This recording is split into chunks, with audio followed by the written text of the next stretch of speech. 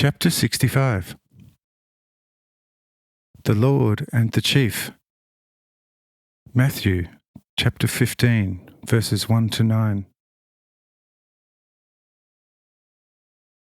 Thereafter the chief steps up to me, asking, Master, who are they at table with you?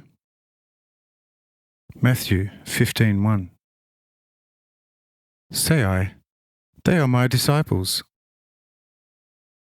Continues to ask the chief, Why do these your disciples break the elders' ordinances?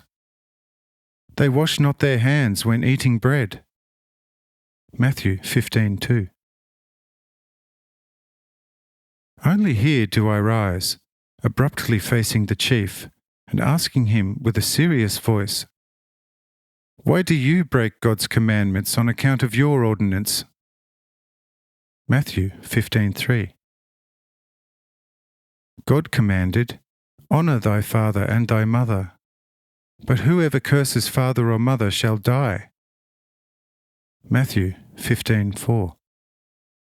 You, however, teach son and daughter to say to their parents, If I make offerings in the temple for your father or mother, it is of greater benefit to you than if I honour you as of old. And to such son or daughter you say, It is well done so. Matthew 15:5. What, however, are the consequences? Behold, therewith no one honours their father and mother any more. You have therefore abolished God's commandment for the sake of your ordinances. Matthew 15:6. Who gave you the authority thereto? Having never believed in God, you are well able to do so. For he who is spiritually dead has a conscience no more. Here the centurion takes the stage again, saying, Ah, to this has it come. Oh, this I must mark well. Such servants of God are you? For this reason you are incapable of recognizing the godliness of our Master and Saviour. Your God, therefore, is firstly your paunches, and hence your gold and silver satchels.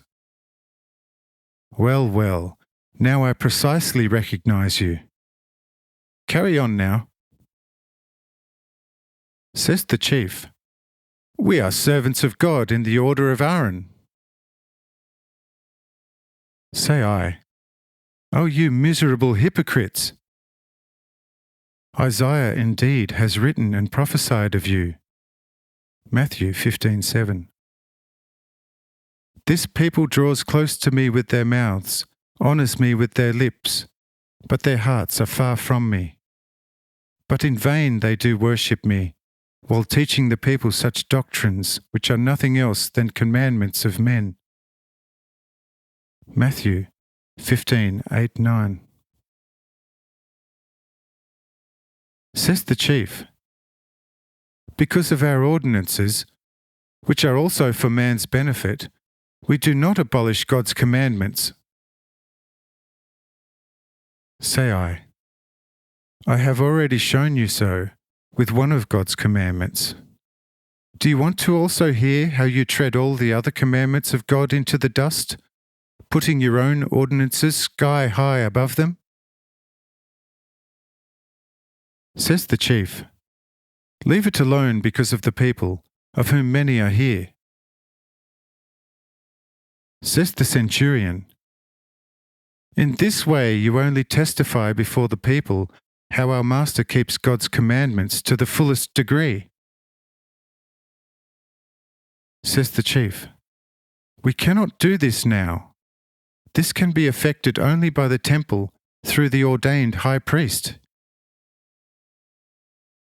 Says the centurion to that, We Romans put it this way, Ars longa, vita brevis. Long on art, short on life, the editor.